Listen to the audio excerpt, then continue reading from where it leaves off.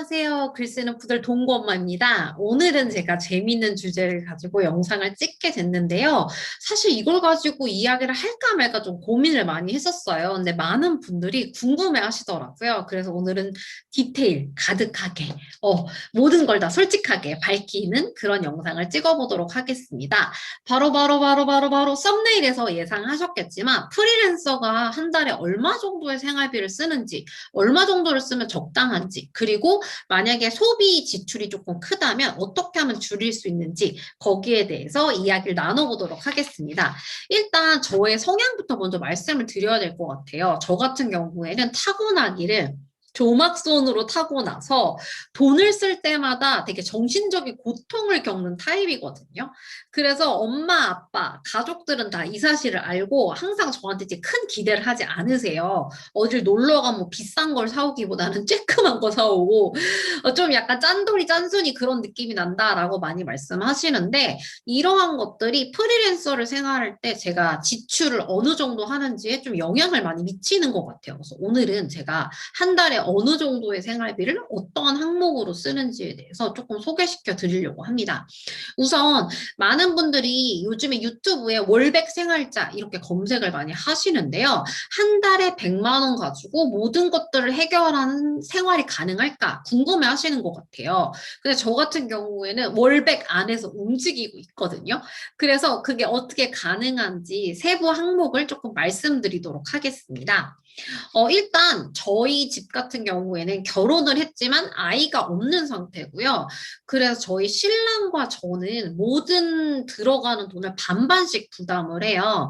그래서 집에 대한 대출금 이라든지 아니면은 관리비는 신랑이 내고요. 근데 저 같은 경우는 대신에 식비, 그 다음에 가스요금, 이거는 제가 전적으로 내고 있어요. 근데 결과적으로 그거를 합산해 봤을 때 내는 돈은 조금 비슷하거든요. 그래서 그거를 감안하고 봐주시면 좋을 것 같습니다. 일단 제일 많이 들어가는 부분에 대해서 말씀을 드리면, 일단은 주말 생활비가 좀 많이 들어가요. 무슨 얘기냐? 이제 주말에 저희가 신랑이랑 저랑 둘이서 밥을 먹게 되는데 집에서 밥을 해 먹는 것보다 나가서 사 먹는 게 더 저렴할 때가 많아요. 그리고 둘이서 주말에 항상 뭐 조금 근사한 데를 가거나 카페를 가거나 가고 싶은 서점을 좀 찜해 놓거나 해서 데이트를 조금 많이 하는 편이거든요. 그래서 토요일, 일요일 이틀씩 4번이니까 8번이잖아요. 8번 동안 들어가는 돈은 다 제가 부담을 해요. 그게 평균 40만 원 정도라고 보시면 될 것 같아요. 그래서 하루에 5만 원의 리밋을 좀 걸어놨거든요. 그래서 이 5만 원 내에서 둘이서 같이 점심, 저녁 해결하고 뭐 간식, 마실 거, 놀러 가는 거 다 포함되어 있다고 보시면 될 것 같아요.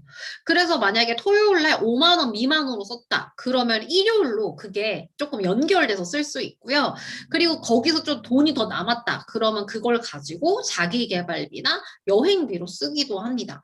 그렇게 해서 최대한으로 쓸 수 있는 금액은 40만 원이고요. 그거를 못 넘게 저희가 선을 그어놨어요. 그래서 매달 40만 원 안에서 이제 둘이서 생활하는 외식, 생활비, 식비 해결된다고 보시면 될 것 같고, 그 다음으로 많이 차지하는 게 바로 저의 용돈입니다. 저의 용돈에는 무엇이 포함되어 있냐면요. 대부분은 식비예요. 제가 월, 화, 수, 목, 금요일, 그러니까 주 5일 동안 혼밥을 하거든요.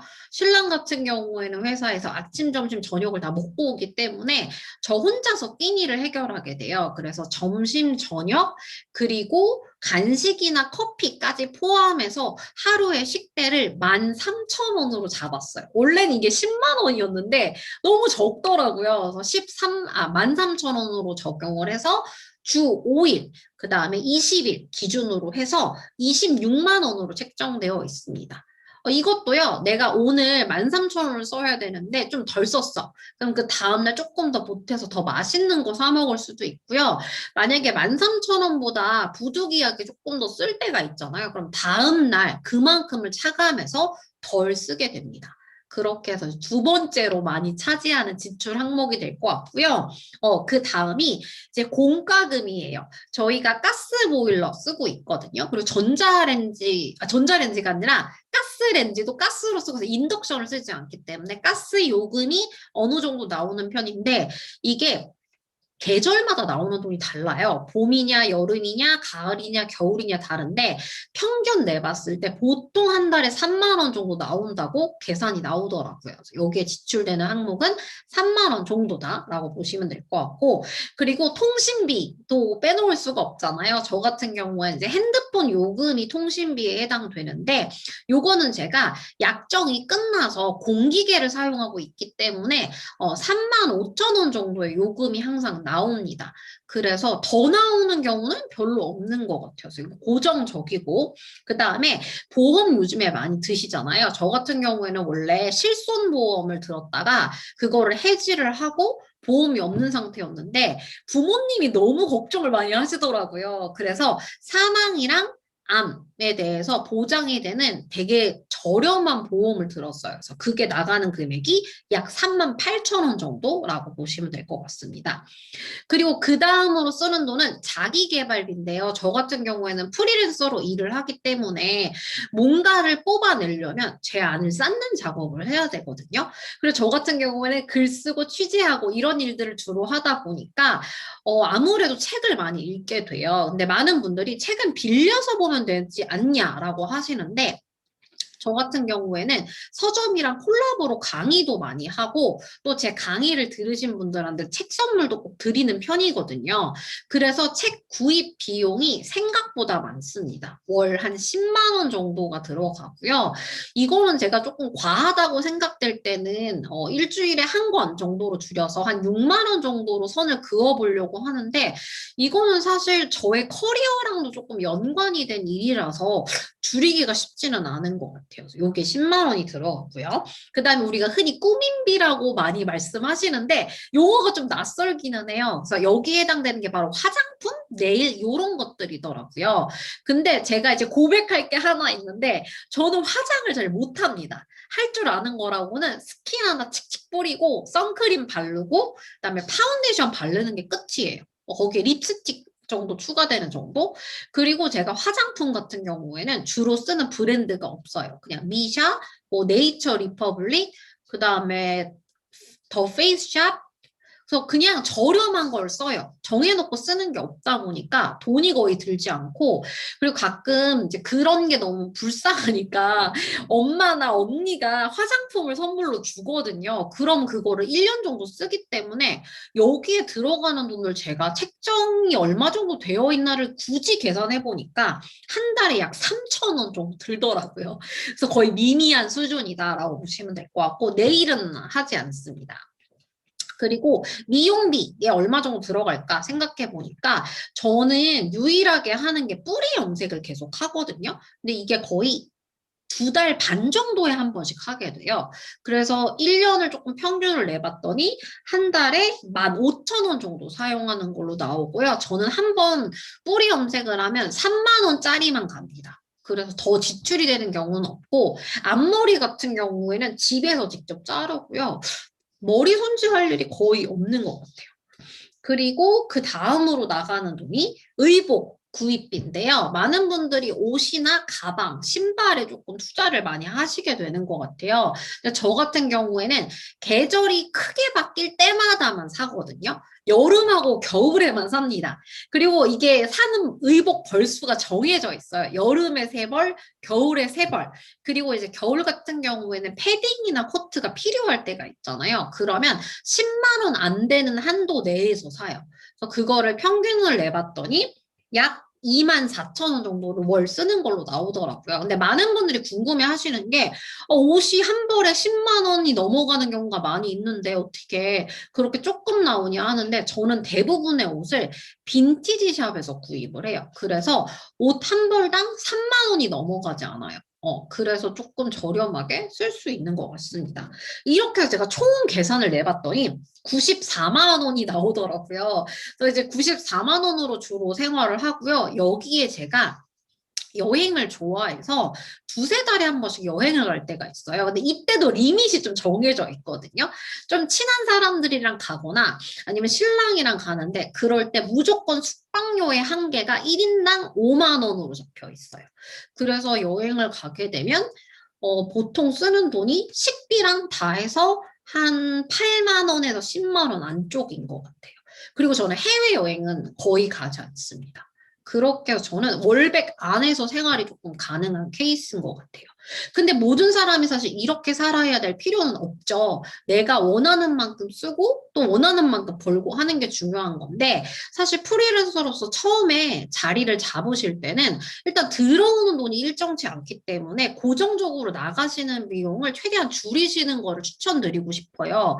그래서 저희 집 같은 경우에는 정수기 렌탈비도 없고요. 일단 고정적으로 뭔가 나가는 렌탈비는 다 없애려고 노력을 많이 했어요. 근데 집에 있는 케이블 TV나 인터넷 같은 경우에는 제가 집에서도 줌으로 수업을 하기 때문에 없앨 수가 없더라고요. 그래서 약정이 끝난 다음에 잘 얘기를 해서 인터넷 비용만 내고 쓰는 걸로 그렇게 해서 최소의 비용만 나가고 있습니다.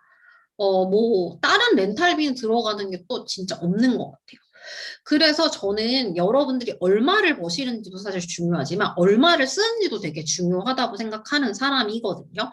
그래서 월 1,000을 벌고 내가 900만 원을 쓰면 100만 원이 남잖아요. 근데 월 300을 벌고 200을 쓰면 100만 원이 남죠. 되게 똑같은 거잖아요. 그래서 어떤 사람한테는 돈보다는 시간이나 여유가 더 중요할 수 있고 어떤 분한테는 돈 자체가 더 중요할 수도 있으니까 이 내가 벌어들이는 수입 대비 지출을 어느 정도 사용하시는지를 조금 지혜롭게 세팅하시는 걸 추천드리고요. 그러면 소비를 자꾸 많이 무의식적으로 많이 하게 된다 하시는 분들한테 제가 팁을 드릴게요. 첫 번째, 내가 쓸 수 있는 항목의 금액의 상한선을 정해둔다. 저 같은 경우에는 공간 탐험을 되게 좋아해서 국내로 1박 2일, 2박 3일 이렇게 여행을 가는데요. 이것도 진짜 좋은 데서 자고 풀빌라 이런 데를 예약을 하면 하루에 30만 원, 25만 원 이렇게 들게 되는데 저는 아까 말씀드렸듯이 가는 사람들끼리 n분의 1을 했을 때 인당 5만 원을 넘지 않는 그런 숙박시설을 이용한다고 했잖아요. 그러면 여행은 가지만 뭔가 돈을 줄일 수 있는 그런 것이 있기 때문에 만약에 소비를 안 할 수가 없다면 상한선을 조금 정해 놓으시면 좋을 것 같습니다. 그래서 저 같은 경우에는 가계부를 쓰지 않고요. 앱도 이용하지 않지만 쓰는 돈이 항상 일정해요. 그래서 그렇게 생각해 주시면 될 것 같고 두 번째, 뭔가 사고 싶은 게 있으면 기존에 가지고 있는 거 하나를 팔거나 버려라. 그래서 저 같은 경우에는 뭘 살려면 집에 있는 걸 하나를 버리거나 팔아야 돼요. 그래서 살 수가 없거든요. 그래서 만약에 진짜 사고 싶다. 그러면 기존에 있는 거를 당근마켓이나 중고나라에 판 다음에 살 수 있어요.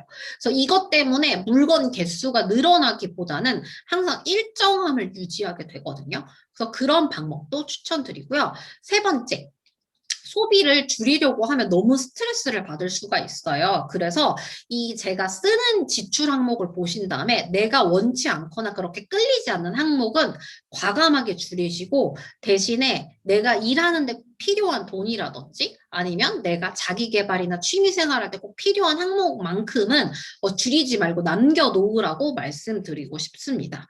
그래서 이렇게 세 가지만 정하셔도 정말 지출을 많이 줄이실 수 있고 소비, 충동 구매라고 하죠. 이런 것들도 많이 줄이실 수 있으실 것 같아요. 그래서 이렇게 활용하시면 조금 더 길고 현명하고 그 다음에 에너지는 적게 쓰고 많이 남기는 그런 프리랜서 생활 하실 수 있으실 것 같습니다. 그래서 이렇게 제가 얼마를 쓰고 그 다음에 얼마를 좀 항목을 정해놨는지를 조금 소개시켜 드렸고요. 일단 저 같은 경우 기본적으로 미니멀리스트를 조금 지향하고 그다음에 돈 쓰는 거를 안 좋아해서 좀 가능한 일인 것 같기는 해요. 그래서 여러분들도 좀 슬기롭게 자신에 맞게 세팅하시는 거를 추천드리고 싶습니다. 그러면 다음 시간에 또 다 여러분들한테 도움이 되는 정보를 가지고 돌아오도록 할게요. 다시 만나요. 제발.